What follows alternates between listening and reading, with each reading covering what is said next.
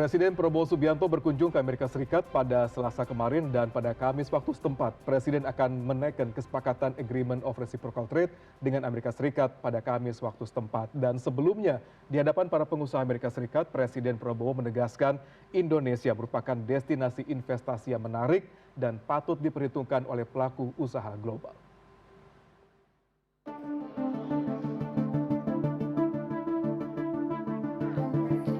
Dalam rangkaian kunjungan kerjanya di Washington DC, Amerika Serikat, Presiden Prabowo bertemu sejumlah kelompok pengusaha AS dalam acara Business Summit yang digelar di US Chamber of Commerce pada Rabu waktu setempat.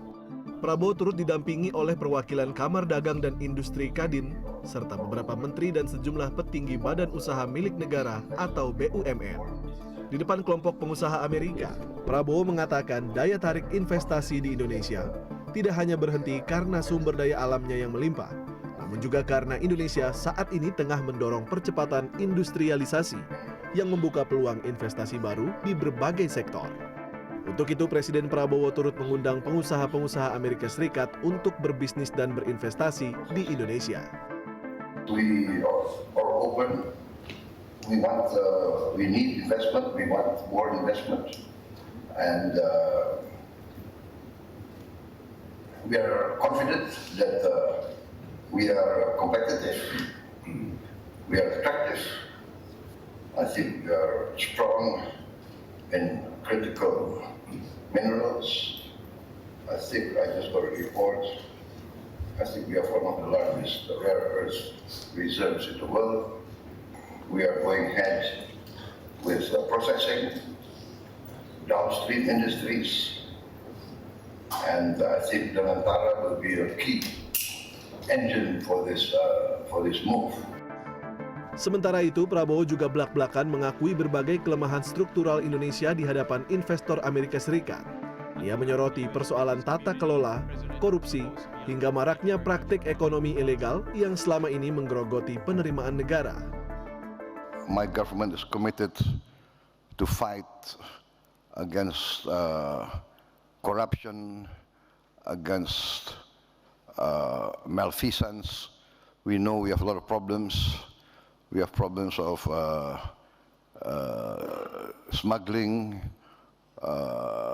human trafficking. We have problems of illegal economic activities, illegal mining, illegal fishery, illegal logging. I just closed 1,000 illegal mines. Menteri Sekretaris Negara Prasetyo Hadi memastikan telah tercapai deal tarif dan dituangkan dalam penandatanganan Agreement on Reciprocal Trade antara Indonesia dan Amerika Serikat. Ia menjelaskan penandatanganan Agreement on Reciprocal Trade dijadwalkan berlangsung setelah Prabowo menghadiri pertemuan Dewan Perdamaian. Prasetyo juga menyampaikan hingga saat ini belum ada perubahan terkait tarif resiprokal yang dikenakan AS terhadap Indonesia. Tarif tersebut masih berada di level 19%.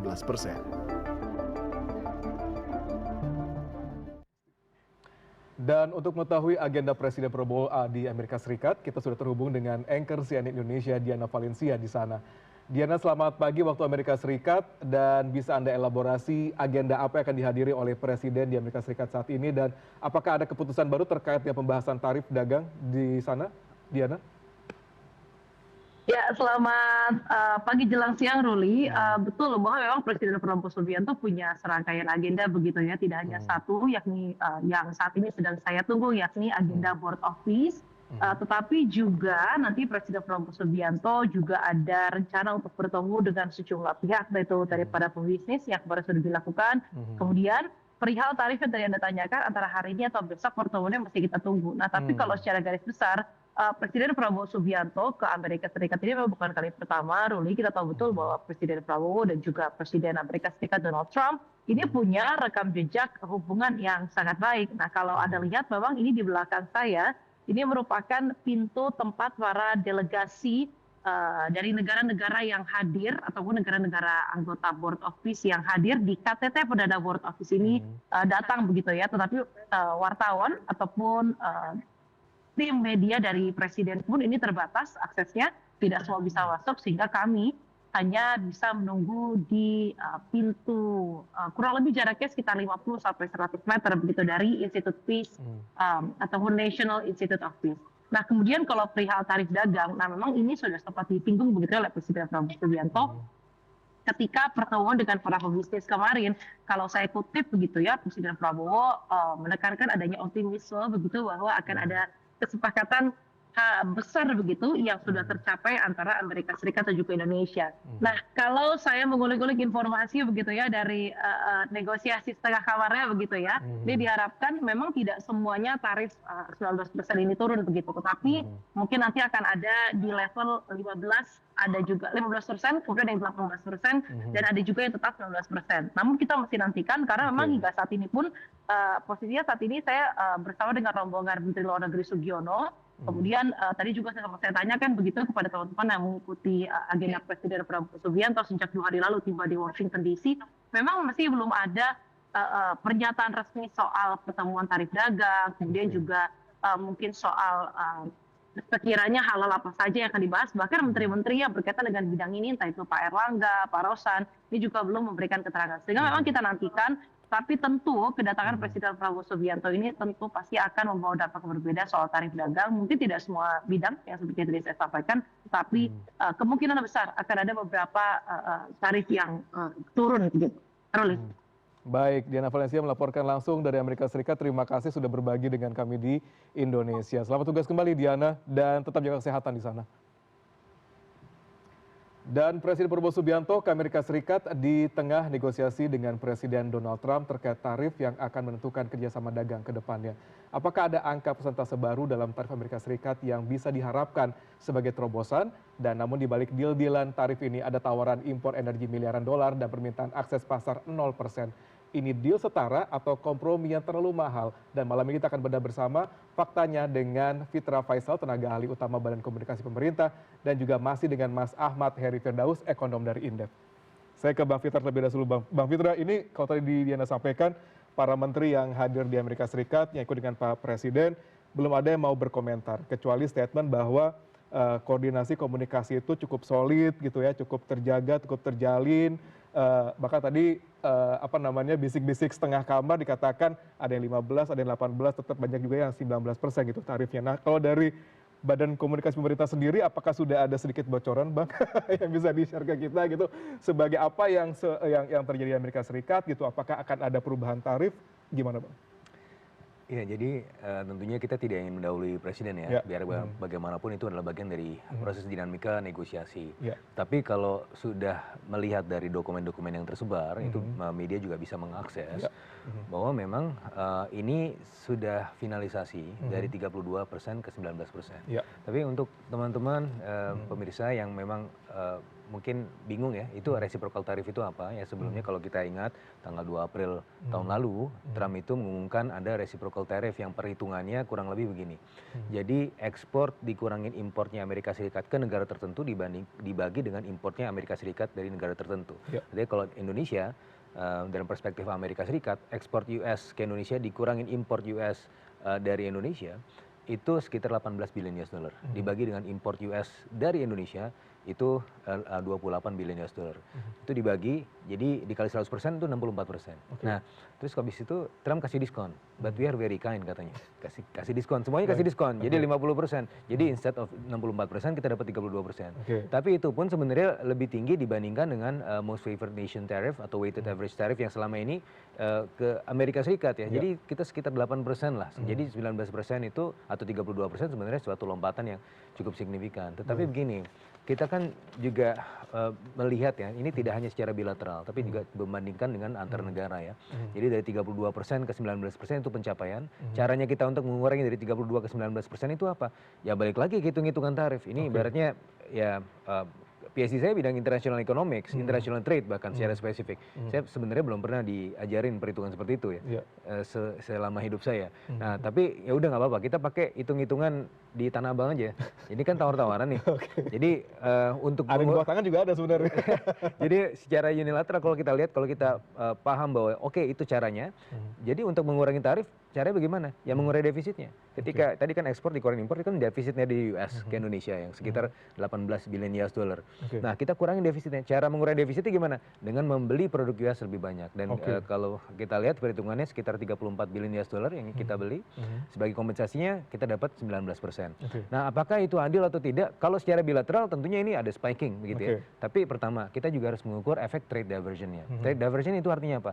19% oke, tapi dibandingkan dengan negara-negara lain, ini secara komparatif mungkin kita lebih baik. Misalnya, ada di periode di kuartal ketiga dan kuartal keempat, kita ekspor ke US itu meningkat terutama di meat.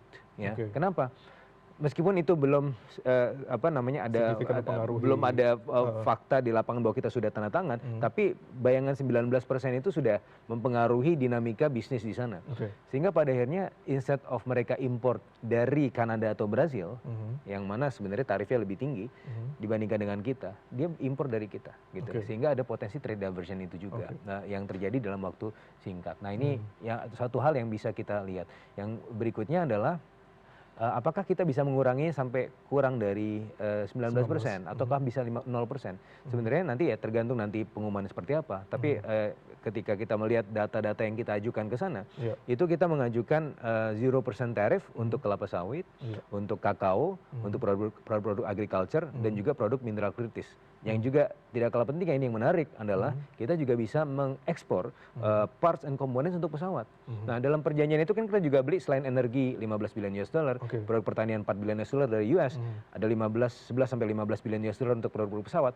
Ternyata kita beli pesawat, tapi partsnya juga bisa jadi kita supply juga. Jadi itu bagian dari ekosistem atau value chain yang bisa memperkaya gitu ya kondisi dalam negeri kita juga. Dalam konteks ini adalah PTDI misalnya bisa memproduksi parts and components dan bisa menjadi bagian dari proses bisnis yang jauh lebih besar lagi dalam konteks pembangunan pesawat tadi. Baik, Mas, kalau kita sama-sama disampaikan oleh Bang Fitra tadi bahwa ada spiking di sana gitu.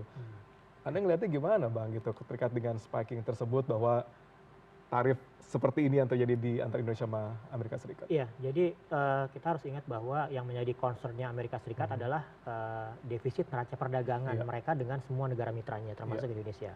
Kita ada di urutan ke berapa belas gitu ya, 16 itu yang menjadi penyebab defisit Amerika Serikat. Nah, dari situlah tadi rumus-rumus tadi muncul tuh. Sebenarnya juga itu rumus dibuat secara subjektif Amerikanya aja gitu ya. Subjektif Amerika Serikat, benar nggak kalau gitu? Iya, betul, karena saya belum pernah diajarin. Gitu, ya apalagi ada diskon 50% gitu kan, mana ada gitu ya sebenarnya di apa namanya akademik yang hitung-hitungan seperti itu. Tapi ya oke, muncul angka 32, kemudian turun lagi 19, kemudian kalau kita lihat negara-negara lain, negara-negara di Asia itu waktu itu relatif masih lebih tinggi.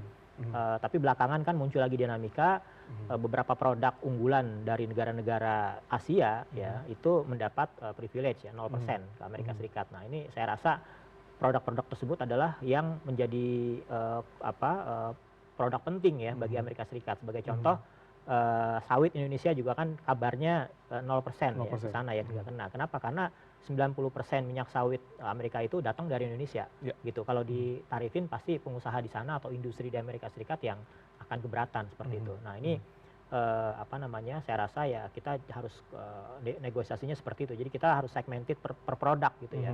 Bagaimana kita bisa mendapatkan akses pasar penuh ke sana, karena Amerika Serikat minta akses pasar penuh ke kita. Mereka tidak mau ada tarif sedikit pun, dan non tarif juga nggak ada. Mereka nggak mau seperti itu. Nah, ini harus kita lihat lagi ya bagaimana neraca komoditas Indonesia. Ya mereka mau jual kita mau impor contohnya kedelai ya, kemudian gandum yang tadinya kita misalnya impor dari Kanada atau dari negara lain gitu ya, tiba-tiba dari Amerika Serikat ditambah. Nah, ini bagaimana stok di Indonesia, apakah nanti akan over gitu ya, atau malah bagus gitu ya. Nah, ini juga harus dilibatkan bagaimana pelaku-pelaku industri terkait, apakah oke gitu ya kalau import beberapa komoditas itu ditambah dari Amerika Serikat seperti itu. Baik, kita kalau sama-sama kira-kira Presiden Prabowo Subianto dan Presiden Amerika Serikat Donald Trump dijadwalkan mendatangani kesepakatan tarif dagang di Kamis waktu setempat. Dan tahun lalu pemerintah Indonesia dan Amerika Serikat menyepakati kerangka kerja negosiasi perjanjian perdagangan timbal balik tersebut. Dan kesepakatan ini diumumkan dalam pernyataan bersama Gedung Putih pada Juli tahun lalu. Dan berikut poin-poin utama kerangka kesepakatan dagang Indonesia Amerika Serikat yang diteken tahun lalu yang tadi kita bahas oleh Bang Fitra juga dengan Bang Ahmad Heri di sini. Kita sama-sama ada apa saja kira-kira poin kesepakatannya. Yang pertama tarif 19% untuk ekspor Republik Indonesia. Kemudian berikutnya ada produk Amerika Serikat bebas syarat TKDN. Ada pelonggaran impor produk pertanian Amerika Serikat. Ada aturan cegah negara ketiga, jadi hanya Indonesia dan Amerika Serikat saja nih yang main gitu ya. Dan berikutnya komitmen sektor digital data pribadi, ada larangan tenaga kerja paksa, ada juga penghapusan pembatasan ekspor mineral dan juga tambahan impor dari Amerika Serikat. Baik, Mbak Fitra, tambahan impor dari Amerika Serikat, tarif 0%. Kalau tadi disampaikan oleh Bang Ahmad Heri, bagaimana kita bisa menjaga pasar dalam negeri ketika ada banjir produk Amerika Serikat gitu ya dengan tarif yang 0%, gimana menjaga pasar kita dengan kondisi tersebut? Sebenarnya sudah lama kita memang mengimpor produk Amerika Serikat. Kenapa? Karena memang kita butuh dan tidak berkompetisi langsung dengan kita. Baik. Dan dalam teori-teori perdagangan internasional, kalau kita bandingkan antara klasifikasi negara ya, Amerika Serikat itu negara maju, kita tuh negara berkembang. Dalam teori comparative advantage ini berbeda keunggulannya, sehingga kita mengimpor barang-barang yang sebenarnya kita tidak bisa produksi sendiri juga. Ya, dan selama ini memang dari 11.552 pos tarif dari harmonized system itu memang 90% lebih sudah subject to 0%. Tapi sekarang ditingkatkan lagi menjadi 98%. Jadi hampir semuanya itu subject to 0%. Tapi itu bukan merupakan spiking karena selama ini juga tidak berkompetisi langsung gitu ya dengan industri dalam negeri. Nah, yang kedua adalah ketika kita mengekspor ke Amerika Serikat, tadi juga disampaikan kenapa mereka mau gitu menerima proposal kita meskipun kita harus tunggu juga nanti pengumuman dari Pak Presiden. Karena memang selama ini juga mereka mengimpor dari kita dan mereka butuh, mereka tidak bisa produksi sendiri. Yang mereka concern adalah kalau bisa mereka produksi sendiri tapi mereka impor. Nah, itu makanya mereka sangat against China dalam hal ini gitu kan. Dan memproteksi ekonomi dalam negeri Amerika Serikat salah satunya juga adalah menghindari third party intervention. Salah satunya adalah rule of origin. Jadi dia harus pastikan bahwa barang-barang yang berasal dari Indonesia itu memang betul-betul diproduksi Indonesia. Kalaupun memang ada third party, ya mungkin sekitar 20% atau maksimum 30%. Ya, jadi jangan bisa 50-60%. Itu yang terjadi dengan Vietnam. Makanya mereka menghukum Vietnam dalam klausulnya apabila Anda terbukti punya produk-produk dari China masuk yang menjadi komponen utama Anda, itu dikasih 40% bahkan tarifnya tambahannya. Nah, ini yang dijaga oleh Amerika Serikat. Dan dalam hal ini ada beberapa hal juga ya terkait misalnya local content requirement TKDN tadi yang merupakan USTR concern selama ini. Dan itu sebenarnya yang sedang kita usahakan juga bagaimana local content requirement ini tidak terlalu tinggi tapi tidak terlalu rendah juga. Karena kalau terlalu tinggi, maka ongkos produksi dari end produknya menjadi lebih mahal juga. Ya akan membuat kita lebih less participating di global production network. Itu yang membuat kita tertinggal dibanding Vietnam misalnya. Tapi local content requirement mungkin dibutuhkan juga ya dalam batas yang aman. Tapi kalau misalnya terlalu tinggi, ini juga akan pada akhirnya akan menghilangkan peluang kita juga untuk berpartisipasi dalam global production network yang mana itu sejalan dengan USTR concern. Yang lain adalah mengenai import kuota. Nah, ini kan juga disampaikan Pak Presiden seingat saya di bulan April tahun lalu ketika ada sarasehan ekonom, saya rasa Pak Heri juga datang, itu beliau menyampaikan kan, ini import kuota segala macam, buat apa itu? Dia suruh cek kan sama Menteri Perdagangan dan seterusnya.